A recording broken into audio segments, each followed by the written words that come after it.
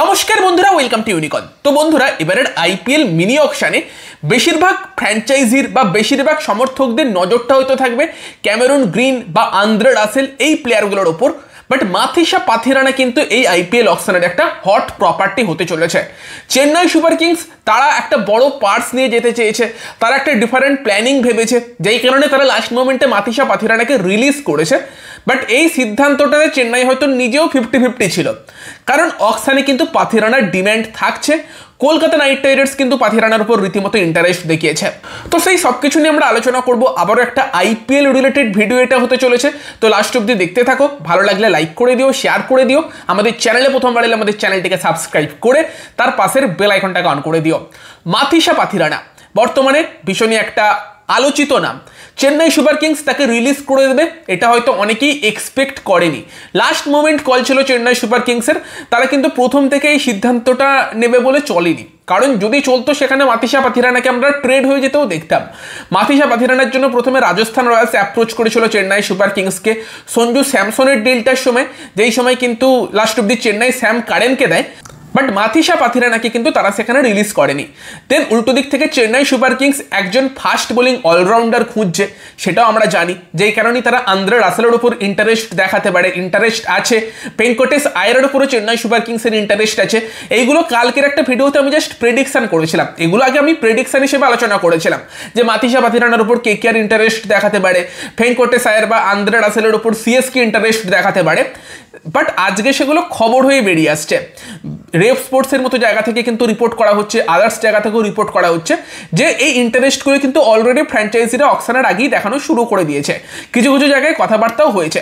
তো যেই সময় চেন্নাই সুপার কিংস একজন ফাস্ট বোলিং অলরাউন্ডার খুঁজছিল, সেই সময় তারা মার্কাস স্টয়নিসকে অ্যাপ্রোচ করে তোমার পাঞ্জাব কিংস থেকে চেন্নাই সুপার কিংসের ট্রেড করে নিয়ে আসার জন্য। বাট পাঞ্জাব কিংসেরও সেখানে ডিম্যান্ড কিন্তু ছিল মাথিসা পাথিরানা। তো সেখানে পাথিরানাকে দিলে সেখানেও তারা ট্রেডটা করতে পারত। বাট সেখানেও কিন্তু চেন্নাই সুপার কিংস পাথিরানাকে ট্রেডের জন্য দেয়নি, যেখানে তারা প্লেয়ার পেত, লাস্ট মোমেন্টে রিলিজ করেছে। ভাবনা চিন্তা কি, যে 13 কোটি বা 14 কোটির একটা স্লটে পাথিরানা ছিল, ওই টাকাটা ফ্রি করেছি আমরা।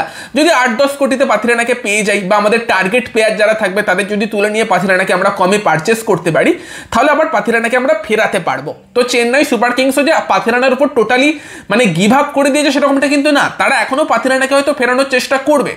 বাট ব্যাপারটা হচ্ছে যে পাথিরানার উপর ইন্টারেস্ট কিন্তু বাড়ছে, এবং অলরেডি কিন্তু দেখো অকশনে কি বাইরে থেকে কিছু ফ্র্যাঞ্চাইজি প্লেয়ারের সঙ্গে কথাবার্তা বলে, কথাবার্তা চালিয়ে রাখে, আবার অকশনে কিছু ফ্র্যাঞ্চাইজি কথাবার্তা না বলেও বিট করে। অকশনটা ওপেন, যে কেউ বিট করে যে বেশি টাকা দেবে সেই নিয়ে চলে যেতে পারে। তবে অলরেডি কিন্তু পাথিরানার সঙ্গে দুটো ফ্র্যাঞ্চাইজি কথাবার্তা চালিয়েছে, একটা ফ্র্যাঞ্চাইজি দিল্লি ক্যাপিটালস, একটা ফ্র্যাঞ্চাইজি কলকাতা নাইট রাইডার্স। তো হ্যাঁ, কেকেআর কিন্তু রীতিমতো ইন্টারেস্ট দেখাচ্ছে। কলকাতা নাইট রাইডার্স অশ্বিনও দেখলাম এটা বলছিল যে কেকেআরের কিন্তু ওই টাইপের একটু মিস্ট্রি বা আদার্স যারা একটু অ্যাসপেক্ট নিয়ে আসে, একটু ডিফারেন্ট, সেই টাইপের প্লেয়ারদের ওপর বেশি করে নজর থাকে। যেমন কলকাতা নাইট রাইডার্সের একটা সাফল্যের অন্যতম দুজন বড় আর কি কাণ্ডারি ছিল আন্দ্রে রাসেল, সুনীল নারাইন। রাসেলের বয়স হয়ে গিয়েছে, কেকেআর রিলিজ করেছে। রাসেলের জায়গাটা কেকেআর ক্যামেরন গ্রিনের মতো একজনকে দিয়ে ভরানোর চেষ্টা করছে। ভবিষ্যতে হয়তো এই 2 বছরের পর সুনীল নারাইনকেও কেকেআর রিলিজ করতে পারে। নারাইনেরও বয়স হচ্ছে, যদিও নারাইন আরও বেশিও খেলতে পারে। বাট সেই জায়গাতে হয়তো কলকাতা নাইট রাইডার্স আবারও একটা ওরকম অপশান দেখছে, ওরকম একটা মিস্ট্রি অপশান, বাস ওই টাইপের অপশান অপোনেন্টকে চোখ করবে। সেখানেও কিন্তু কেকেআর একটা পাথিরানার মতো অপশানকে দেখতে পারে। আল্লাহ গাজানপার যে ওই টাইপের একটা মিস্ট্রি নিয়ে আসে, তার উপরেও দেখেছিলাম আমরা লাস্ট ইয়ার কেকেআরের ইন্টারেস্ট ছিল। মুম্বাই তুলে নিয়েছে, মুম্বাই তাকে রিলিজও করেনি। যদি রিলিজ করতো এবারে আবার কেকেআর তার জন্য যেত, এটুকুও বলা যায়।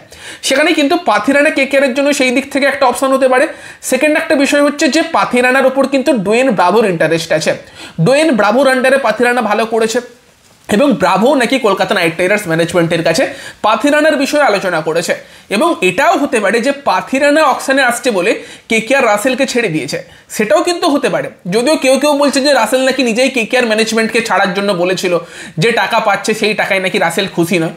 আমার মনে হয় না যে সেই বিষয়টা সত্যি, কারণ ESPN কিন্তু একটা এই বিষয়ে আলোচনা করছিল, কোনো খবর করেনি, সেটা নিয়েও অনেকে বলতে পারে। বাট রাসেল যাকে কেকেআর এত ব্যাক করেছে, সে টাকার জন্য কেকেআর ছেড়ে বেরিয়ে যাবে, এটা আমার মনে হয় না কেকেআরকে ছাড়তে বলবে। কেকেআরেরই হয়তো এটা সিদ্ধান্ত, রাসেলের থেকে তারা মুভ অন করেছে। নতুন যে ওয়াটসন, টিম সাউদি, তাদের থিঙ্ক ট্যাঙ্ক আছে, তারা সেইভাবে হয়তো ভাবছে। বাট ব্রাভোরও কিন্তু পাথিরানাকে নিয়ে আসার উপর একটা ইন্টারেস্ট আছে।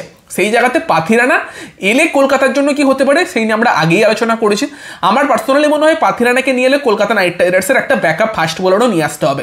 পাথিরানাকে আনছো মানে তোমার প্ল্যানিং এটাই আছে আমি একটা ফরেন ফাস্ট বোলার খেলাবো, সেখানে তাকে একটা ব্যাকআপ দিতেই হবে। কারণ পাথিরানা এই সামনের বছর কি ছন্দে আসবে, কীরকম বোলিং করবে সেই নিয়ে কোনো গ্যারেন্টি নেই, কতটা ইনজুরি ফ্রি থাকবে। কারণ বর্তমান সময়টা পাথিরানার একটু খারাপ চলছে এবং সেখানে তোমাকে জেকব ডাপি হোক, বেন ডরসিয়াস হোক, ম্যাট হেনরি হোক, মুস্তাফিজুর রহমান হোক, লুক উড হোক, যে কোনো একটা বিদেশি ফাস্ট বোলার 3-4 কোটির মধ্যে নিয়ে তাকে ব্যাকআপ হিসেবে কিন্তু পাথিরানা রেডি রাখতে হবে, যে ইনকেস পাথিরানা যদি খেলতে না পারে আমার কাছে এরকম একটা কোয়ালিটি অপশন আছে তাকে ইউজ করতে পারবো। তো এটা গেল কেকেআর এর কথা। একটু টেকনিক্যাল দিক নিয়ে আলোচনা করছি, তার আগে একটু যদি আমরা দিল্লিকে নিয়ে কথা বলি, দিল্লি ক্যাপিটালসেরও ইন্টারেস্ট আছে।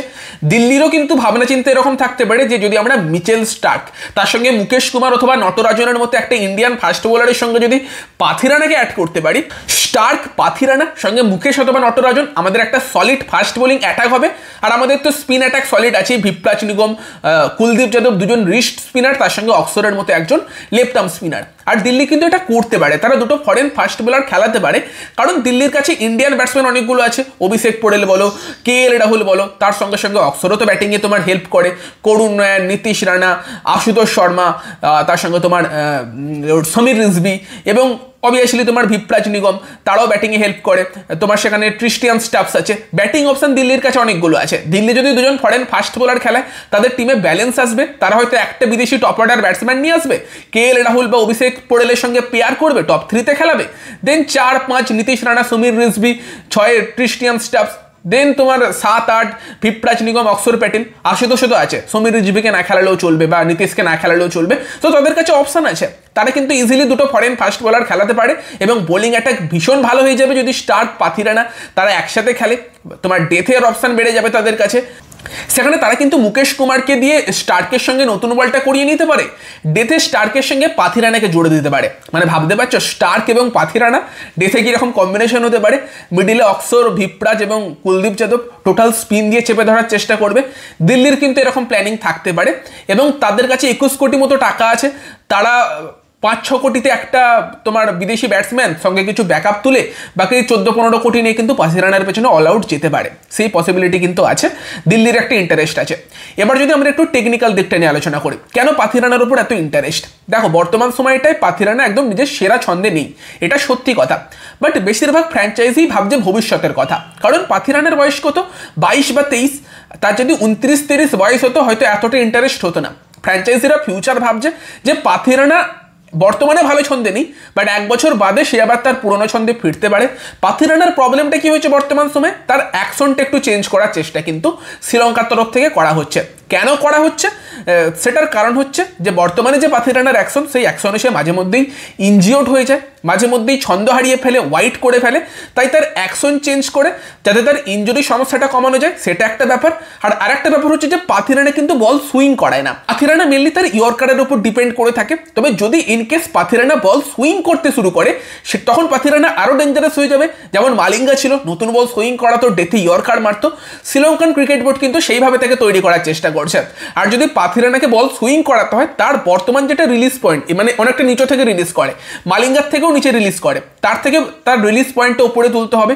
সেইটা করতে গিয়ে একটু বর্তমানে পাথিরানা ছন্দ হারাচ্ছে, মাঝখানে তার শরীর খারাপও ছিল এবং সেরা ছন্দে বর্তমানে সে নেই, এটা সত্যি কথা। এবং পাথিরানা কিন্তু অ্যাকচুয়ালি ওয়ার্ক ইন প্রোগ্রেস, সেটাই বেশিরভাগ ফ্র্যাঞ্চাইজি সেই জন্যই তাকে রেট করছে। ফ্র্যাঞ্চাইজিরা জানে এই প্লেয়ারটা ব্যাটেও কিছু কন্ট্রিবিউট করতে পারবে না, ফিল্ডারও খুব একটা ভালো না, বাট তার 4টে ওভার গেম চেঞ্জিং হতে পারে 1 বছর বা 2 বছর বাদে, যখন সে আবার নতুন অ্যাকশনের সঙ্গে নিজের সেরা ছন্দে ফিরবে সেই সময়।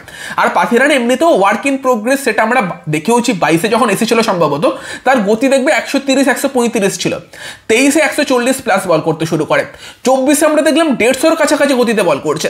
তো সেখানে সে তার গতিটাও ইমপ্রুভ করেছে ডে বাই ডে, তার সঙ্গে সঙ্গে তাকেও আমরা ইমপ্রুভ হতে দেখেছি। অবশ্যই মহেন্দ্র সিং ধোনি স্টাম্পের পেছন থেকেও অনেকটা হেল্প করতো, বাট পাথিরানা কিন্তু ইমপ্রুভমেন্ট আগে দেখিয়েছে। তো সেই সব কিছু ফ্যাক্টরের কথা মাথায় রেখে কিন্তু পাথিরানার ওপর রীতিমতো ইন্টারেস্ট থাকবে। দিল্লি কেকেআর ইন্টারেস্ট দেখিয়েছে, চেন্নাই ইন্টারেস্ট দেখাবে, পাঞ্জাবের মতো টিম যারা ট্রেডে চেয়েছিল তারাও ইন্টারেস্ট দেখাতে পারে, যদিও শিওর না এখন পাঞ্জাব যেহেতু লকিকে রিটার্ন করেছে সেই জন্য তার উপর নাও ইন্টারেস্ট দেখাতে পারে, হয়তো পাথিরানাকে পেলে তারা লকিকে রিলিজও করে দিতে পারতো। দেখা যাক, সেখানে কিন্তু পাথিরানা একটা হট প্রপার্টি হতে চলেছে এবারের আইপিএল অকশনে, এবং তার উপর কিন্তু রীতিমতো ইন্টারেস্ট দেখিয়েছে এবং এক প্রস্ত আলোচনাও নাকি তার সঙ্গে কলকাতা নাইট রাইডার্স চালিয়েছে বলে শোনা যাচ্ছে। হয়তো কেকেআরের তরফ থেকে ব্রাভোই তার সঙ্গে কথাবার্তা বলেছে যে বর্তমানে কি ছন্দে আছে, ফিউচার কি দেখছে। প্লেয়ারদের সঙ্গে কিন্তু এরকম কমিউনিকেশন হয়, যেমন 2022-এর আগে বরুণ চক্রবর্তীর সঙ্গে কলকাতা নাইট রাইডার্সের কমিউনিকেশন হয়েছিল। বরুণ চক্রবর্তী সেই সময় কিন্তু জানিয়েছিল যে সে নতুন যেগুলো ট্রাই করছে সেগুলো পুরোপুরি শিখতে তার সময় লাগবে, 1 বছর সময় লাগবে। সেখানে 2022 সালটা তার ভালো নাও যেতে পারে, বাট কেকেআর তাকে ব্যাক করেছিল। 22-এ বরুণ চক্রবর্তীকে ড্রপও করতে হয়েছিল কারণ খুব একটা ভালো ছন্দে ছিল না। বাট যখন বরুণ চক্রবর্তী তার নতুন যে ভেরিয়েশনগুলো সেগুলো শিখে 23-এ কামব্যাক করলো, তারপর থেকে তাকে আর পেছনে ফিরে তাকাতেই হয়নি। ইন্ডিয়ান টিমে কামব্যাক, সেখান থেকে বর্তমানে টি-20 নম্বর 1 বোলার। সেরকমই পাথিরানার সঙ্গেও আলোচনা চলতে পারে যে তুমি কি ভাবছো ফিউচার নিয়ে, কিরকম ইম্প্রুভমেন্ট দেখছো, কতদিন তোমার সময় লাগতে পারে। যদি এরকম দেখে ফ্র্যাঞ্চাইজিরা যে 1 বছর ঠিক আছে ভালো যাবে না, বাট তারপর এই প্লেয়ারটা ভালোভাবে ফিরতে পারে, তখন তার উপর কিন্তু সেই জন্য বিট করতে পারে, তার উপর সেই ভরসাটা দেখাতে পারে, তাকে ব্যাক করতে পারে।